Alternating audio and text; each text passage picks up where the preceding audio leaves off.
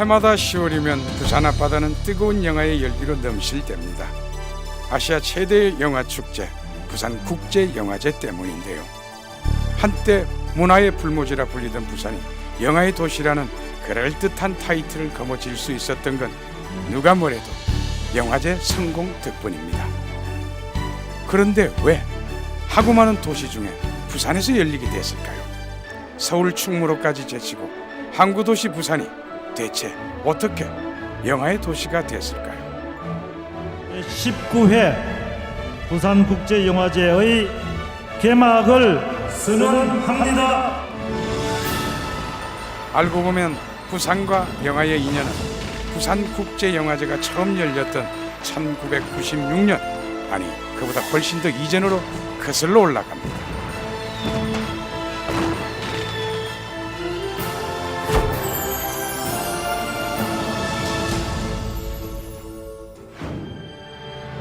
그야말로 한바탕 신명나는 축제판이 벌어졌습니다. 내노라는 유명 감독과 스타들은 물론이고 전 세계 영화인들의 시선이 부산에 집중됩니다. 무려 79개 나라에서 건너온 영화가 314편, 영화제 규모 역시 역대 최대를 자랑하는데요. 과연 아시아의 칸이라 불리는 부산국제영화제의 위상을 실감케 합니다. 새로워지는 것 같고 또 볼 때마다 영화도 되게 좋은 것 같아서 볼 때마다 좋은 느낌 갖고 돌아가는 것 같습니다. 뭐 세계적인 영화제 같고 이걸 어디다 갖다 놔도 전혀 빠지지 않고 또 건축물의 형태라든가 이런 것들이 너무나 잘 돼 있어가지고 아주 보기 좋습니다. 부산국제영화제 파이팅! 부산국제영화제 파이팅! Busan International Film Festival 파이팅!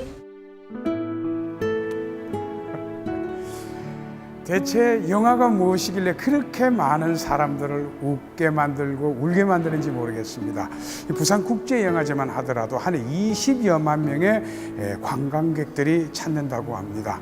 더구나 부산국제영화제의 성공, 불과 10여 년 만에 이뤄낸 성과라고 합니다.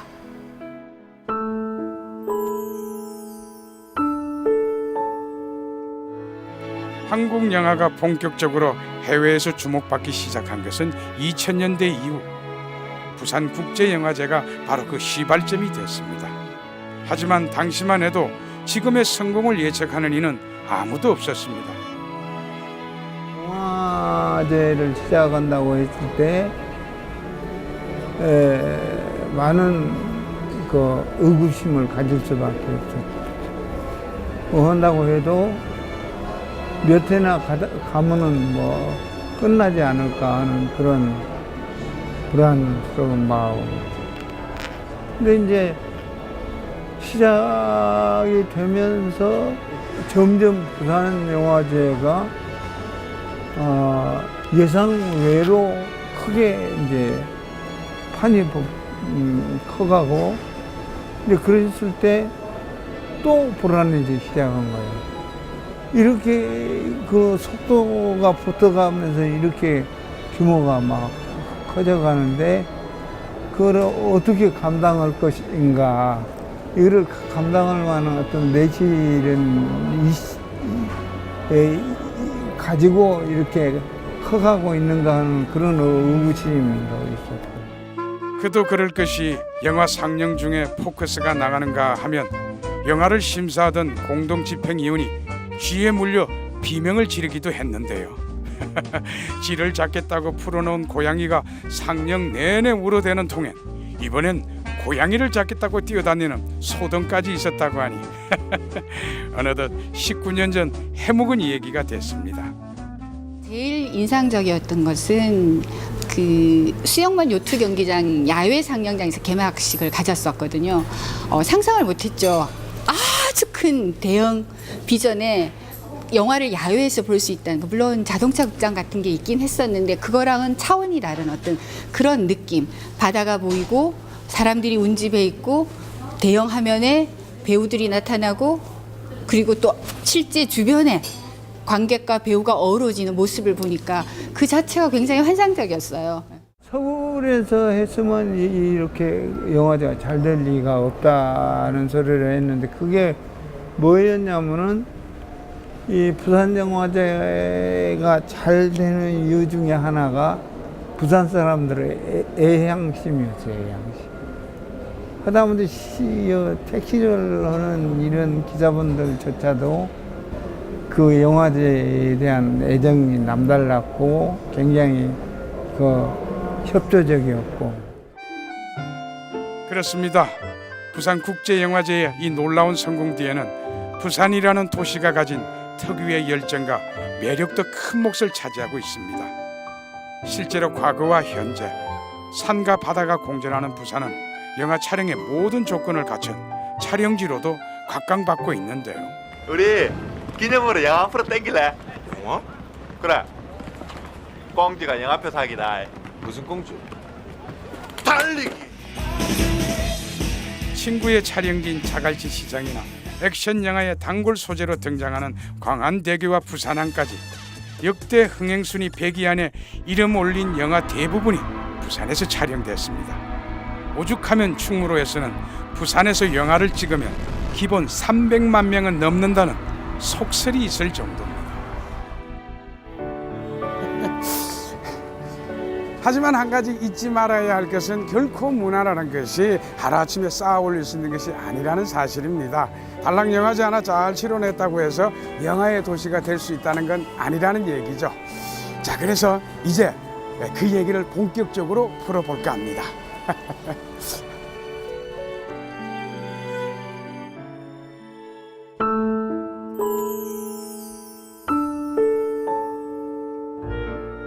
축제 열기로 뜨거운 남포동 비프 광장. 뜨거니 광장 바닥에 찍힌 영화계 거장들의 손도장은 이곳이 스타의 그림을 실감케 합니다. 지금은 비록 해운대에 자리를 내주고 말았지만 남포동은 여전히 뜨거운 피가 흐르는 영화도시 부산의 심장부와도 같은 곳입니다. 아이고, 우리 어머니는 여기서 호떡 하신 지가 몇 년째입니까? 한 40년 되십니까? 한 40년 됐죠. 예. 야, 그러면 그 전에는 여기 영화관도 많았지? 여기 영화관이 많았지. 막 그때는 막 사람들 엄청 실이 많았지? 그랬는데 그때는 사람이 얼마나 많았습니까? 뭐 거의 막 바글바글 사람 머리가 안 보일 정도로 생겼지. 주말만 되면 영화 보려고. 그도 그럴 것이 영화를 보려면 그래 남포동 극장가로 달려와야 했던 시절이 있었습니다. 90년대까지만 해도 남포동에 몰려있던 대형 개봉관에는 극장마다 100만에서 150만 명의 관객들이 몰려들었다고 하는데요. 구시청 앞 동명극장에서 국도극장에 이르는 이른바 남포동 영화관 거리는 90년대까지만 해도 부산을 상징하는 거리가 되었습니다. 말 그대로 시네마 천국이었던 셈입니다. 영화와 인연을 맺은 신지가 37년 정도 됐습니다. 그럼 옛날에 여기 남포동에 영화 극장 역사에 대해서는 예. 그러니까 안 하죠. 예전에 앞에만 해도 극장이 부영극장 있었고 요 자리에 대형 해성, 부산 옆에 제일국도, 소극장들까지 해갖고 한 27개 극장이 많았을 때는 한 80년대 그때가 한 중반쯤이지. 80년대 중반쯤, 그때만 90년대 초까지 27개. 굉장했지. 한지 건너 영화관이었네, 그지? 야, 그때는 주말 되면 여기 엄청난 사람이 제가 걸어가고 싶어서 걸어가는 게 아니고 사람에 밀려가지고 걸어갈 정도, 그 정도로 사람이 많았어요. 하루에 12,000명씩 이래 들고 그러시게 됐어요. 영화 관람객 수가 한 극장당 그 정도였습니까? 지금은 1,000명도 안 됩니다. 그럼 예전에 여기는 영화관도 많았었지만 영화사들도 많았고. 영화사들도 많았고. 부산의 충무로다. 그렇지. 부산의 충무로지. 그렇게 생각이 되는 거지. 남포동 극장가의 시작은 지금으로부터 80년 전으로 거슬러 올라갑니다.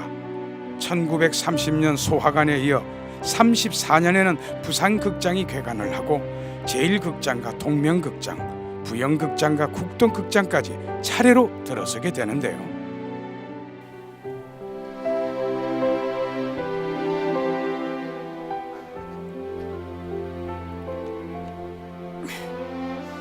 자, 그렇다면 우리나라에 최초로 영화가 들어온 것은 언제쯤일까요? 현재까지 기록에 따르면 1903년 6월 23일자 황성신문 광고입니다. 여기에는 활동사진이라는 표현이 나옵니다. 일본의 한학자 후쿠치가 이 단어에 이름 붙인 걸 감안하면 아마 일본을 통해서 들어온 것으로 추측할 수가 있습니다.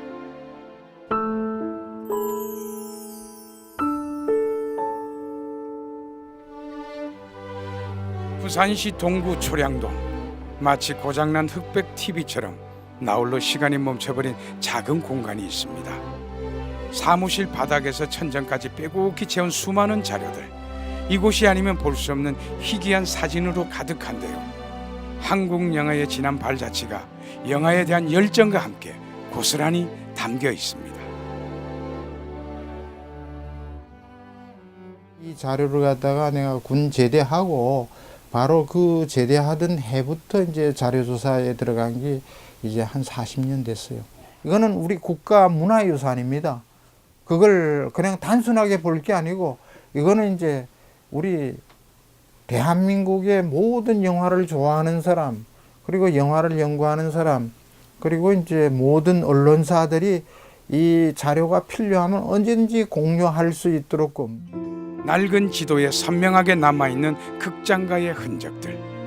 그 시절 중구 일대는 극장의 역사길이라고 해도 과언이 아닐 만큼 수많은 극장들이 밀집돼 있었습니다. 인권택 자료박물관에 가도 이게 없습니다. 그렇습니까? 예. 또 저 임 감독님께서 보시면 이거 좀 복사해서 달락하겠는데. 100년 동안을 주기로 봤을 때 부산은 어찌 보면은 아주 영화와 맥락을 같이 하는 도시다. 이렇게 성장 발전해 왔다. 그것도 우연찮게 노무현 정부 때 영화진흥위원회가 이제 우리 부산에 오게 된 것이 이제 작년에 안착을 하게 됐고, 지금은 이제 기장에 이제 영화 촬영소만 이제 생겨나지면은 이제 부산이 완벽한 이제 영화 도시가 되겠죠. 영화는 근대의 발명품입니다. 그래서 탄생일을 알 수 있는 유일한 예술이기도 한데요. 그렇다면 우리나라에서 처음 영화를 상영한 곳은 어디일까요? 일본을 통해 부산항으로 들어온 영사기가 그대로 보따리에 쌓인 채 서울로 직행했다고 보긴 어렵지 않을까요? 한국 영화사의 태동에 있어 부산을 빼놓을 수 없는 이유입니다. 우리 부산은 이렇게 극장 문화가 이제 선점을 해가지고 나중에 이제 활동 사진이 이제 본격적으로 이제 상영하는 시대가 1914년에 됩니다. 그래 되면서 부산은 이제 자연스럽게 영화가 이 극장이 이제 먼저 이제 영화를 이제 상영을 하면서 영화 문화를 갖다가 이제 챙겨가는 거죠. 부산의 극장이 들어선 건 어쩌면 자연스러운 결과였습니다. 1876년 개항 이후 초랑 외관이 있었던 충구 지역은 일본인으로 넘쳐났습니다. 개항 당시 82명에 불과했던 부산 거주 일본인들은 해방 직전에는 무려 6만여 명까지 증가했다고 하는데요. 오늘날 중구 인구보다 많은 숫자라면 짐작이 가십니까? 지금 일제시대 때 우리나라에 최초로 생긴 영화관들을 직접 확인해 보기 위해서 왔습니다. 예. 최초에 생긴 영화가? 네네. 여기 보시면은 부산시에서 기념표지석을 만들어 놨는데 여기 적어 놓은 것처럼 1903년에 부산에서 최초로 영화관이 생긴 곳이 이 자리다라고 이제 표식을 만들어 놨습니다. 지금 여기 보면 부산 최초의 극장 행자라고 되어 있는데 예. 1903년이 뭐 상당히 지금보다 100년보다 더 됐는데 110년 정도. 근데 우리나라 최초가 아니고 부산 최초란 말입니까? 네네, 부산 최초의 영화관입니다. 그런데 이것은 기록상으로만 1903년도 지도에 이것이 나와 있어서 1903년이라고 추정을 하고 있는데 실제 훨씬 더 그 이전부터 극장이 존재했을 가능성이 있습니다. 왜냐하면 일본 사람들이 그 자기네 그 전통 공연들, 가부키나 노 이런 걸 보는 걸 굉장히 좋아했습니다. 실제로 1895년 전국 최초로 부산에서 극장 취체 규칙이 제정됩니다. 공연장의 시설과 운영에 관한 법률인데요. 그쯤에 이미 부산에 극장이 존재했다는 것을 의미합니다. 그리고 일본 대중에게 인기를 얻은 가부키는 극장을 활성화하는 데 크게 기여했고 중국 극장 문화에까지 영향을 끼쳤습니다. 행자, 송정좌, 부산좌처럼 좌라는 이름이 붙은 것도 다다미 바닥에 앉아 가부키를 관람하는 장소를 뜻했다고 하는데요. 이것이 차츰 근대적인 복합 공연장으로 변화하면서 영화를 상영하는 극장이 됐습니다. 부산극장은 1934년도에 지어진 영화 전용 상영관입니다. 이때까지 보신 극장들은 대부분 공연과 영화 상영을 함께하는 공간이었는데 여기는 영화만 전용으로 상영하는 공간으로 1934년에 일본인이 아니고 한국인이 자기 자본으로 직접 지은 영화관입니다. 특히 부산극장은 단순한 영화관을 넘어 한국 현대사에서 중요한 위치를 차지하고 있습니다. 전쟁통에 떠밀려온 피난민들이 연락처를 주고받았던 추억의 장소이자 한국전쟁 당시 임시수도 부산에 국회의사당 건물로 사용됐을 만큼 유서 깊은 역사의 현장이기도 합니다.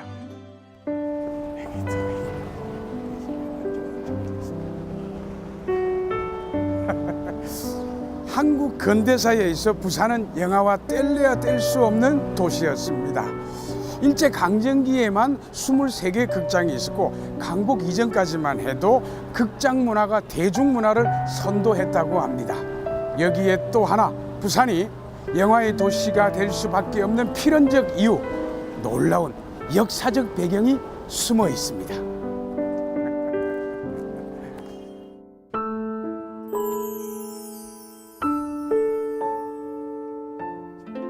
80년 남포동의 역사는 실핏줄처럼 이어진 골목길만큼이나 구구절절한 사연을 품고 있습니다. 그리고 그 속에서 한국 영화 산업이 본격적인 태동을 시작합니다. 국내 최초의 영화 제작사가 바로 이곳 부산에서 탄생한 겁니다. 여기는 중구청에서 동강동으로 내려가는 좁은 골목길입니다. 지금은 좁은 골목길에 불과하지만 옛날 이곳에는 러시아 영사관이 있었습니다.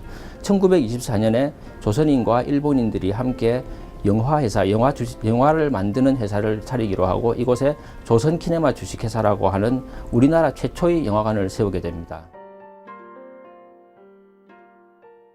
조선키네마 주식회사는 1924년에 만들어져서 1925년에 문을 닫게 됩니다.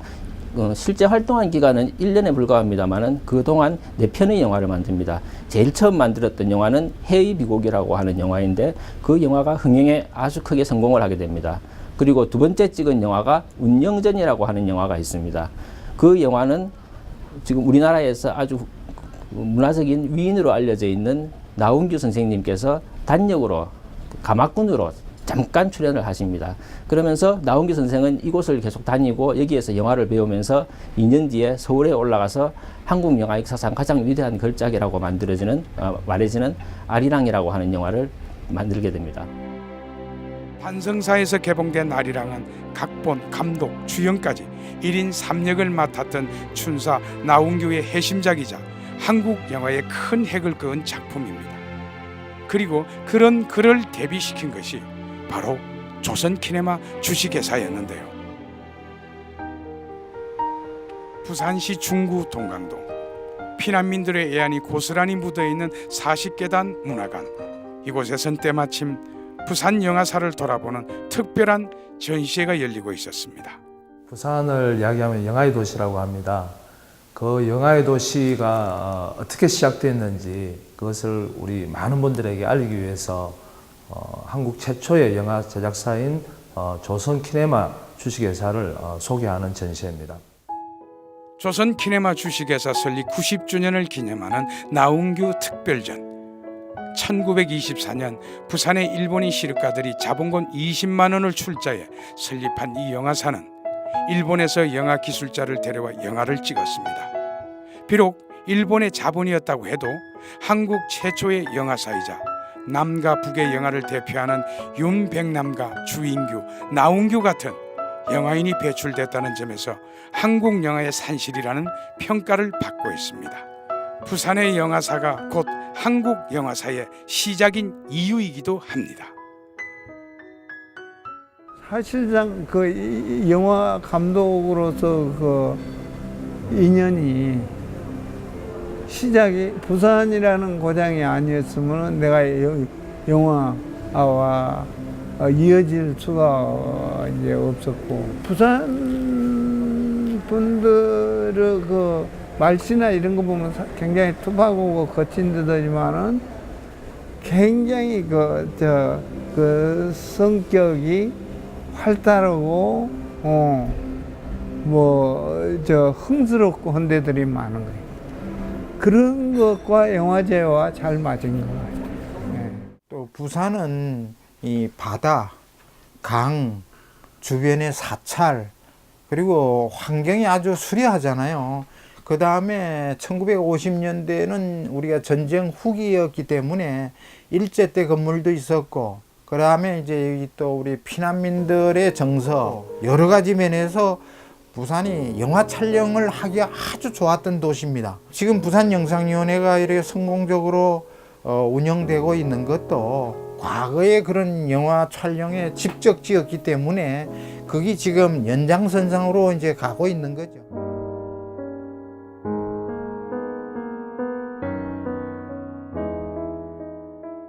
영화제는 물론 한국에 있는 영화인과 영화를 해외로 수출하는 창구 역할도 충실히 해주고 있고, 그리고 영화가 만들어지는 어떤 로케이션지 역할도 초창기보다는 정말 많이 나아지고 있고, 그리고 부산을 시발점으로 해서 다른 시도에 파급력도 있었기 때문에 정말 훌륭한 역할들을 했다고는 생각을 하지만, 좀 더 많은 양질의 영화들이 부산에서 만들어지고 그 영화를 통해서 다시 재소비될 수 있는 구조들이 만들어지면 진정한 영화의 도시가 되지 않을까라고 생각합니다. 부영극장, 제1극장, 국도극장. 부산에서 자란 중장년층이라면 누구나 기억하는 그때 그 시절의 남포동 극장가. 이제는 가물가물한 기억으로만 존재하지만 어쩌면 골목골목 부산의 역사 속에 뿌리 박힌 그 시절의 애정과 열정이야말로 오늘날 부산을 영화의 도시로 이끌어온 원동력이 아닐까요? 지금은 발길이 잘 닿지 않는 영주동 후미진길 광복동 뒷길. 20대 나온규가 매일같이 이 길을 오가며 영화에 대한 꿈을 키웠던 바로 그 시절이 한국 영화 역사의 시작이었습니다. 그리고 부산 시민의 노력과 열정으로 만들어낸 부산국제영화제. 한국 영화를 전 세계에 알리는 제2의 시발점이 되고 있습니다.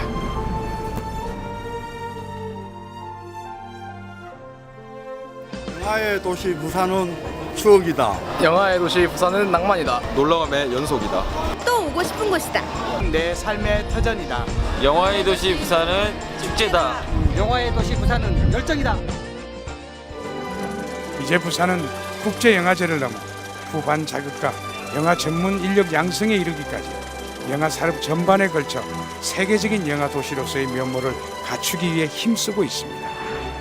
부산에 있어 영화의 도시라는 타이틀은 적어도 그냥 얻어진 것이 아닙니다. 영화를 품은 바다, 부산은 한국 영화의 태동지입니다.